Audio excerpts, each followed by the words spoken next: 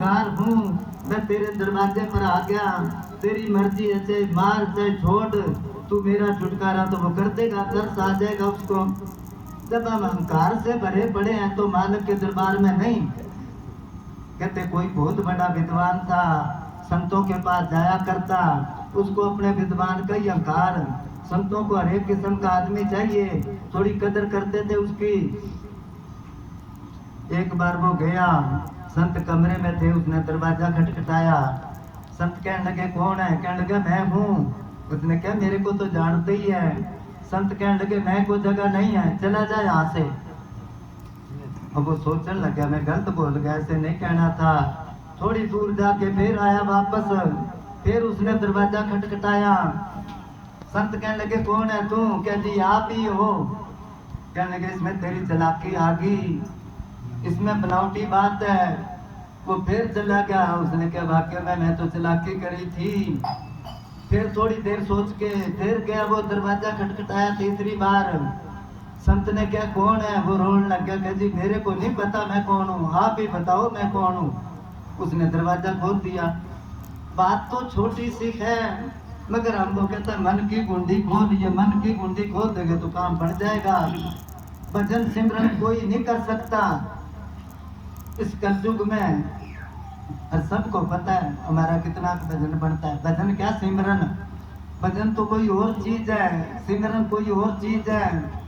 जब सिमरन करांगे, अंदर जब चढ़ाई होएगी, कुछ नजर आएगा, स्वरूप नजर आएगा, आवाज नजर आएगी। कई बार इसको अपना ही स्वरूप नजर आता है, जैसे अपन शीशे में देखते हैं, इसी तरह ही अपना स्वरूप नजर आएगा। किसी तरफ भी ख्याल ना करे। जब वो सिमरन पक गया और ये चीजें आने लगी तो फिर कहते इसका भजन बन लग गया। सिमरन ऐसा चाहिए जीभ हिले ना होठ, गुरु ऐसा चाहिए जो करे शब्द की चोट। हाँ जी। ये मन घोड़ा घोड़े संग कांच बसेरा, ये मन बरंगी घोड़ा घोड़े संग पांच बसेरा, ये पांचों फिर लुटेरा भाई रतों जिनकी बात करो। ये पांचों फिर लुटेरा भाई रतों जिनकी बात करो। सतगुरु सतगुरु बोल तेरा, क्या लगे है बोल तेरा, क्या लगे है बोल तेरा, क्या लगे है बोल साहेब साहेब बोल तेरा, क्या लगे है बोल। रंगी घोड़ा वो रंग क्या मिनट मिनट पर रंग बदलता है ये मन।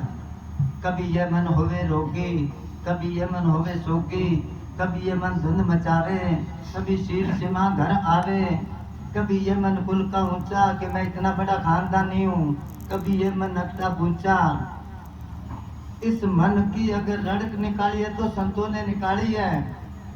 फिर पाने वहाँ प्रोग्राम था, पुराने प्रेमी जानते पंडित जी, वो टोपी लिया करते, बाबा जी उसको कहते पंडित जी वो प्रोग्राम बोल तो पूज्य मस्ताना जी से नाम लिया था।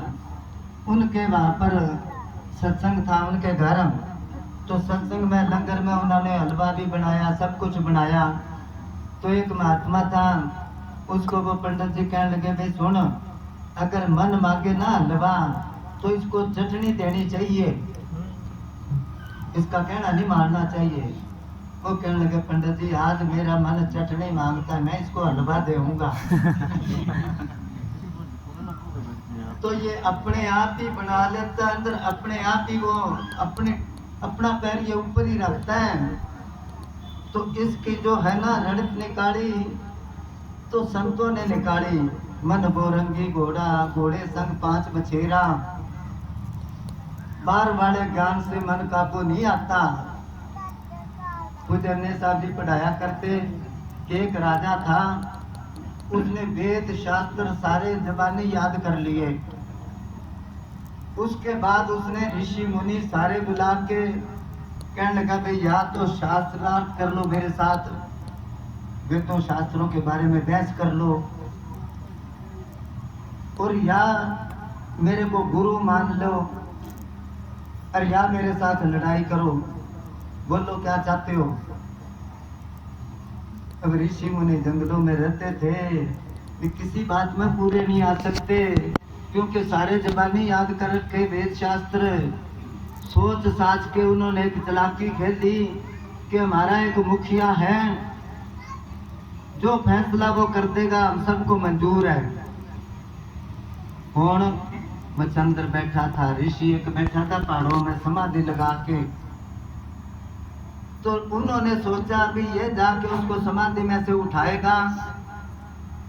जैसे सगड़ राजा के बेटे थे, उन्होंने यज्ञ रखा, यज्ञ का घोड़ा छोटा करते थे, भाई या तो हमारे अधीन हो जाओ जितने राजे हैं, नहीं तो इस घोड़े को पकड़ लो। उसका मतलब होता था भी मैं लड़ाई करूंगा, आपके बस में नहीं होता।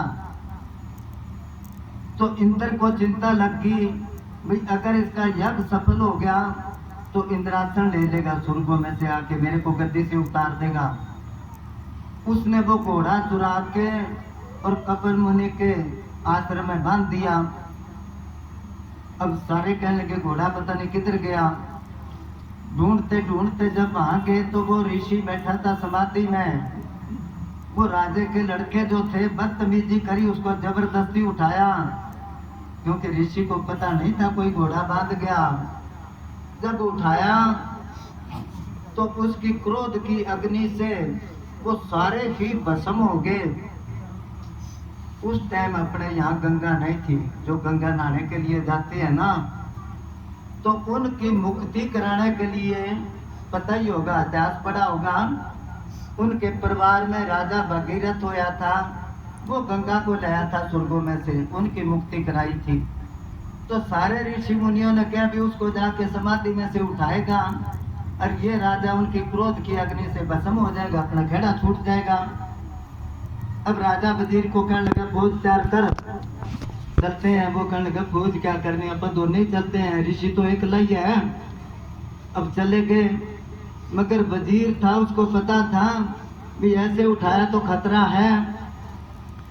उसने 7 धातु के 8 पुतले बनाए, उस ऋषि के आगे पीछे खड़े कर दिए ऐसे, और आप छुप के, जो शास्त्रों में वेदों में समाधि से उठाने का तरीका था, उस तरीके से उसको उठाया। जब उठाया तो उसको क्रोध आया। जैसे छोटा बच्चा है, माँ का दूध चूंघता है, अगर उसको हटाए तो गुस्सा आता है ना, इसी तरह वो तो मालिक की याद में बैठा था, अमृत पी रहा था, सोचो। और जब उसको उठाया, क्रोध आया, तो वो सारे पुतले भस्म हो गए एकदम। अब थोड़ी देर बाद, संतों का जोश गुस्सा ऐसा ही होता, थोड़ी देर बाद शांत हो गया। फिर उसने क्या, मेरे को किसने उठाया भाई? वजीर कहने लगा बाजा, अब कोई खतरा नहीं, अपनी बात कह दे। उस राजे ने जाके क्या, या तो मेरे साथ शास्त्रार्थ कर ले, शास्त्रों के वेदों के बारे में बहस कर ले, या मेरे साथ लड़ाई कर ले, या मेरे को गुरु मान ले, ब्रह्म मान ले।